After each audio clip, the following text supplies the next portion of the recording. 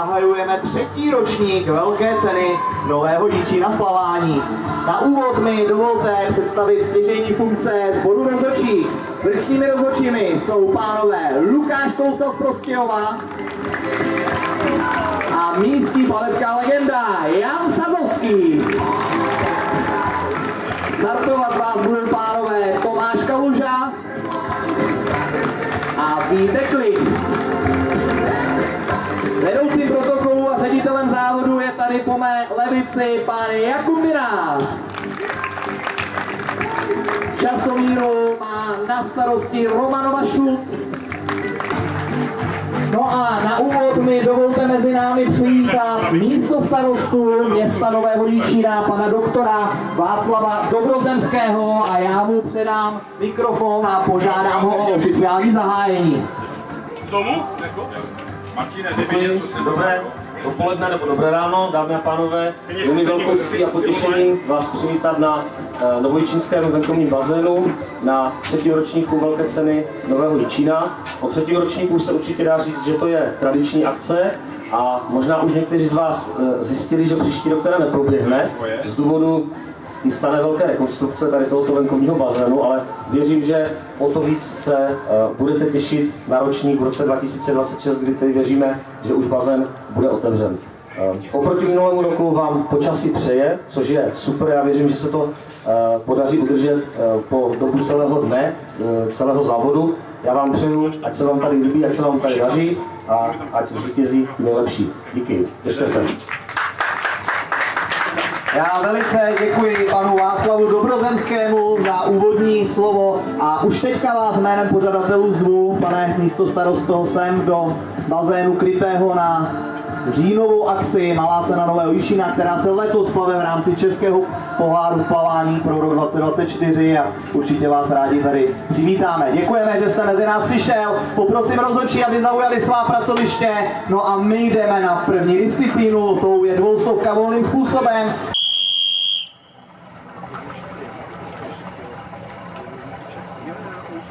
Na místa! První rozplavba velké ceny Nového Jičína pro rok 2024 byla odstartována. No a pomocnému startérovi, respektive máme tady první mezičas na 100 metrech z první rozplavby. Dráha 6 Eliška Kovářová, plavecký klub Bohumín, dráha 7 Amálie Šrolová, plavecký klub Nový Jičín a dráha číslo 8 Hana Rusňáková, té je Rožnov pod Radoštěm. No a v cíli máme vítězku první rozplavby Alžbětu Královou.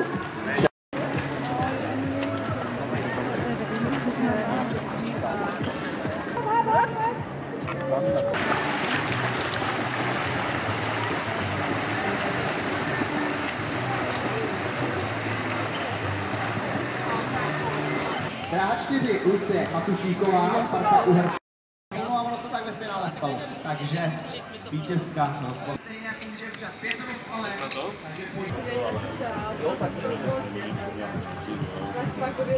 jedna tu, že si zahrál. Dobře, dobře. Tak to se děláme na úpor.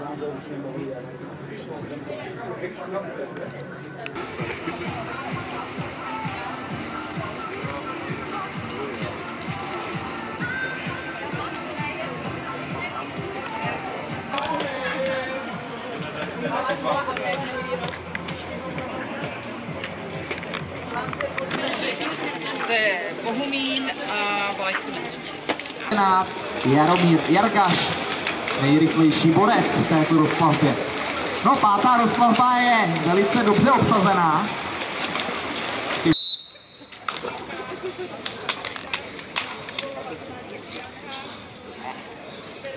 Na místa!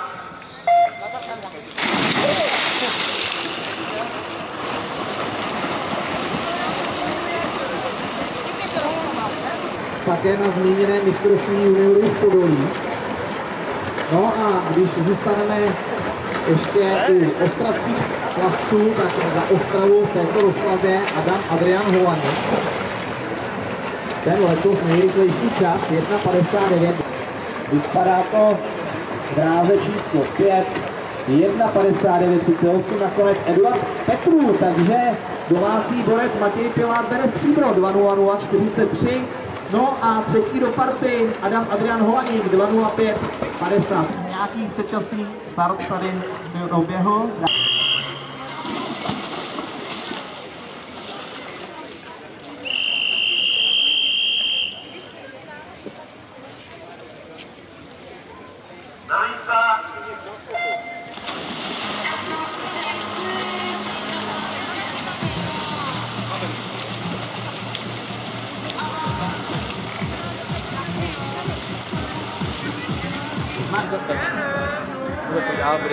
Tak zatím výsledky druhé. Na místa.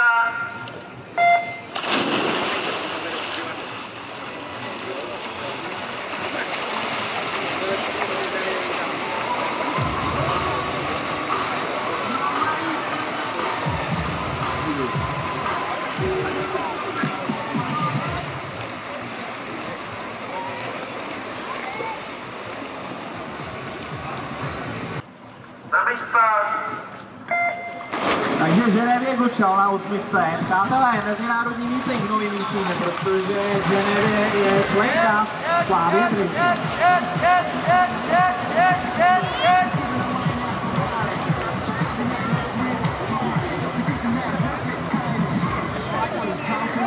Nový Líčín, 7.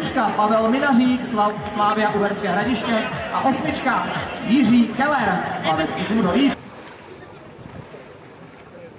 Na místa.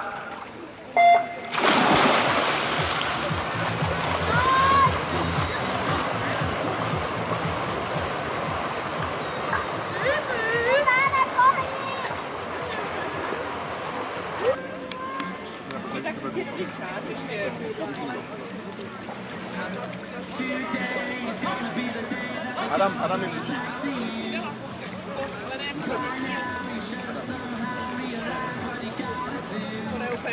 Stovka prsová v podání mužů má pouze 3 rozplavby. Už na start Václav Hurník, Plavecký klub Havířov.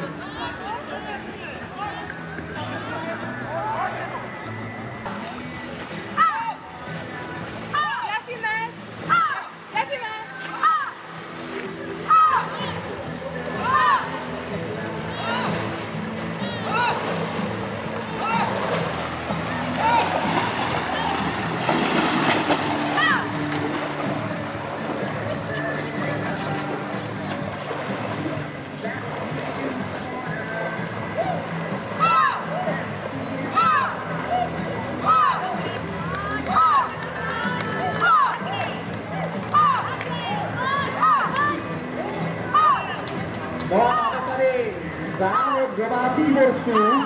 Pepa Minář, Adam Gien. Pepa Minář letos stovku prsovou ještě nevylepšil. Má osobní rekord 1,09,25.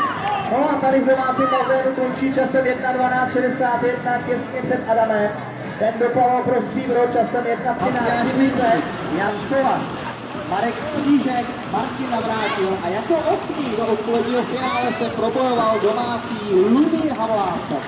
Tradici, protože na posledních olympijských hrách jsme vždycky měli účastníci v této disciplíně.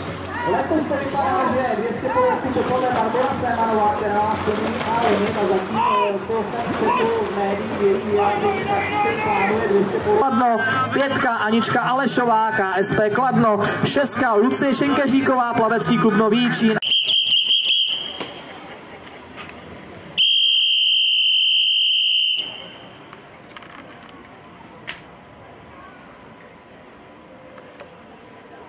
Na místa.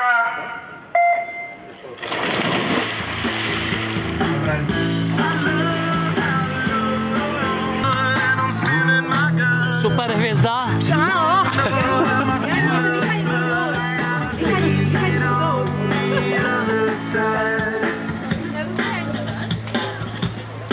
Hodin 58 minut. První rozplavě mužů nejrychlejší byl Filip Kučera 2,24, Pilát 2,27. Kubíková Viktorie.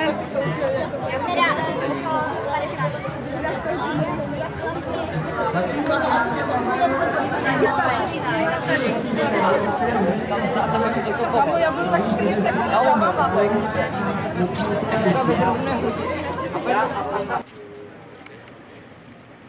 Na místa.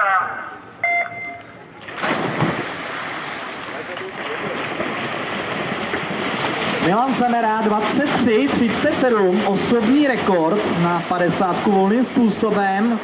Plaval to letos na velké ceně v Pardubicích. No a je favoritem na této disciplíně i tady v Novém Jičíně. No, nakonec Milan Semera.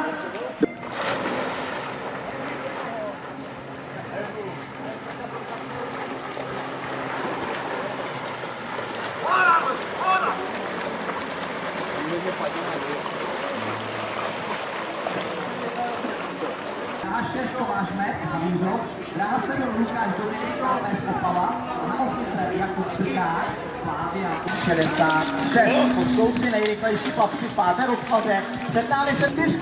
Adam Foutin, Kosatky Kar...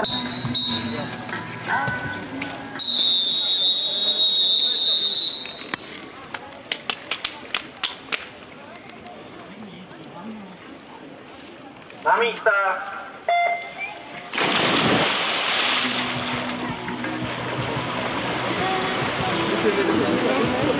Savinský Adam Foutin. Takže souboj, pěstný souboj odohrát, nakonec Adam Foutin, 59:06. Adame, jsem se dozvěděl, člověče, dneska na tebe, že jsi oblíbil novou disciplínu na olympiádě, 400 polovka, prej. To se ti hodně prej líbilo, škoda, že jsi to tady nepal, vejka, 400, dal by si. Tak, pojďme na rozkladu 7. Dráha 1, Adam Velík, Krokodýl Brno. Dráha číslo 2.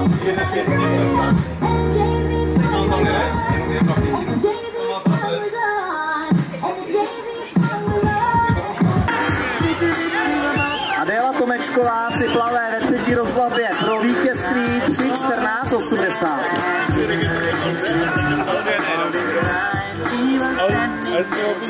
Ráno, odpoledne, večer,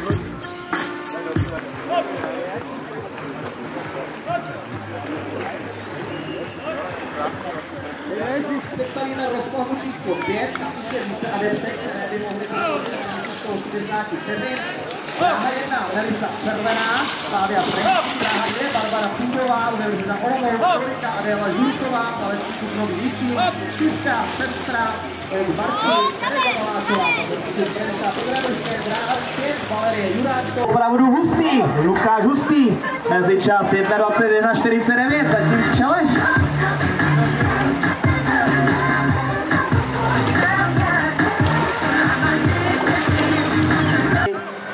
Medailistky na 50 metrů pro ženy.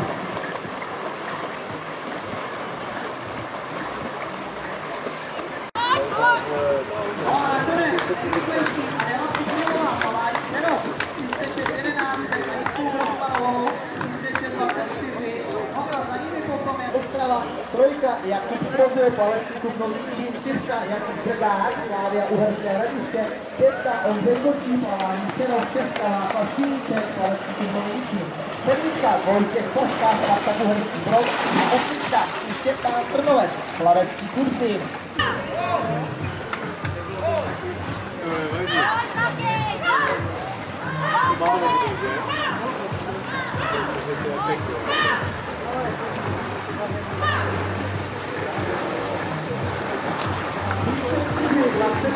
Jakub Srozil, vítěz 3. rozplavby.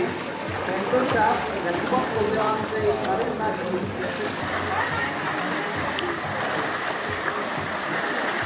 32:24, přátelé, vítěze máme právě číslo 4 v podobě Josefa Mináře. 32:24, je to jeho Sizupes, takže gratulace. Právě 38, jediná pod hranicí 2:30. Katrin Dohnálková 2:30:76, uvidíme na 5. A na 3 Anna Alešová 2:31:57. Každopádně je ring otevřený.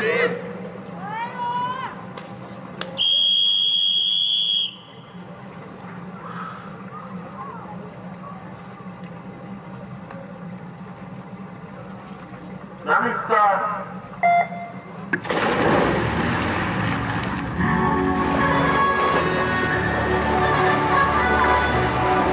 Mikajlevič, tu vidíme na dráze číslo 4, ale z českých plavkyň nejrychlejší letos byla Tereza Baláčová na 200 polohově. Terezka Baláčová 2:27:51 na mistráku Ústí nad Labem plavala tento čas.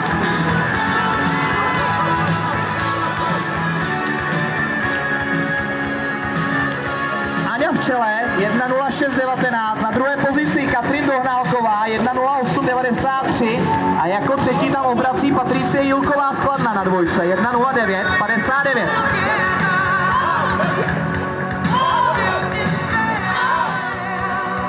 Patricie Jilková letos nejrychlejší čas 2:27:88 na mistráku juniorském v Podolí.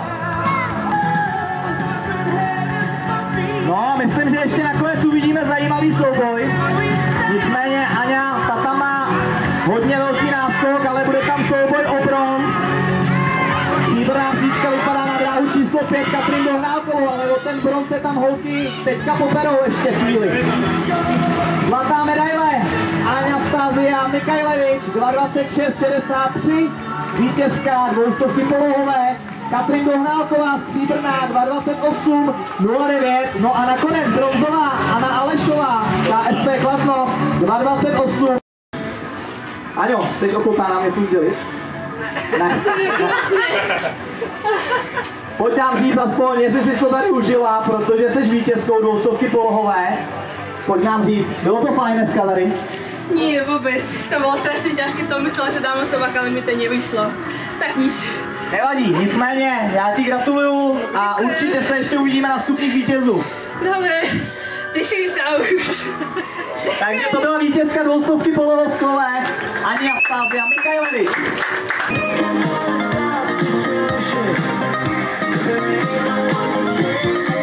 Na dráhu číslo 7 přichází domácí plavec. Z plaveckého klubu Nový Čín se představí Matěj Piláp. Dráha 7.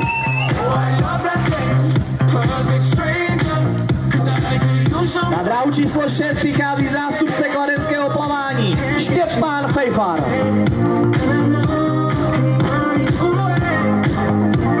Na dráze číslo 5 s dobrou formou plavec ze Zlína Eduard Petru.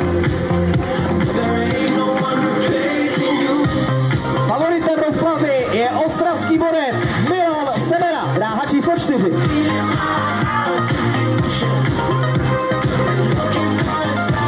Číslo 3 přichází zástupce kroměřížského sportovního plavání Filip Šuleš.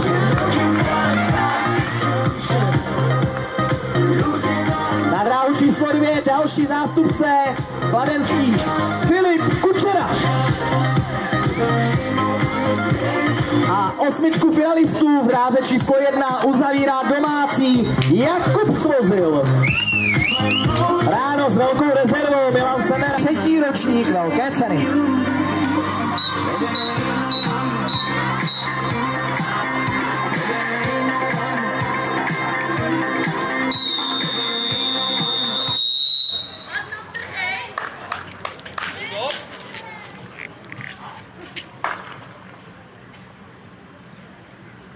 Na místa. Pořadatelé vypsali krásné odměny. První místo je hodnoceno 15 000 korunami, druhé místo 1000 a třetí místo 500. Takže to jsou ty ceny finanční, o které plavem teďka. Ale dobře si vede i Milan Semera, který také velice dobře znak umí zaplavat. No a Milan teda si dělá dobrý náskok teďka při znaku. Mezičas 1:01:58, Eduard Petru 1:03:41 a Filip Šuleš jako třetí 1:05:01.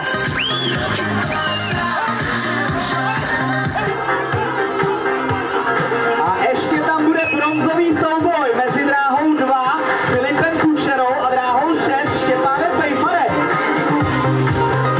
Zlatá medaile, ta je v pažích Milana Semery. Stříbrná medaile je v nohách Eduarda Petru. No a bronzová vypadá pro dráhu 2 Filipa Kučeru. Takže Milan Severa, 2:13, 22. Milana poprosím, aby se přišel ke stanu k nám. Eduard Petru Stříbrný, 2:14, 52. No a bronzový Filip Kučera, 2:19, 84, takže ani do Kladna se nepojede s prázdnou. Říkám, že ne. Ráno tam byla velká rezerva, je to tak. To jsme jeli na postup. A jak se to plavilo teď odpoledne? No, protože 2 týdny trénu teďka moc, tak bolestivě. Bolestivě. Nicméně, nezapomenu zmínit, bronzová medaile z mistrovství republiky na 50 kraul. Ty si dříve plaval ty delší disciplíny, teď jsi spíš takový jako sprintersky naladěnej. Co ta 200 polovka? Vůbec to nevypadalo špatně. Jaký máš rád? No, no to jak kdy, někdy to vyjde, někdy ne. Takže záleží na náladě. Přesně tak. Výborně. To byl Milan Severa, vítěz 200 polohovky tady na velké ceně Nového Jičína. A budeme vyhlašovat také 3 nejhodnotnější bodové výkony. Tam, kde jsou prachy. Takže Filipe, právo.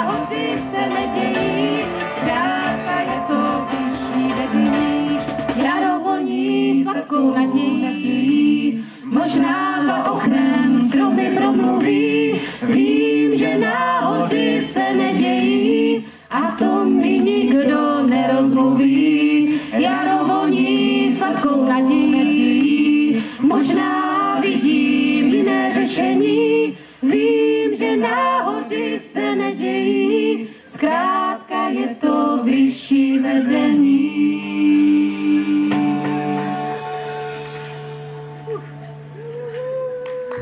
Děkujeme moc.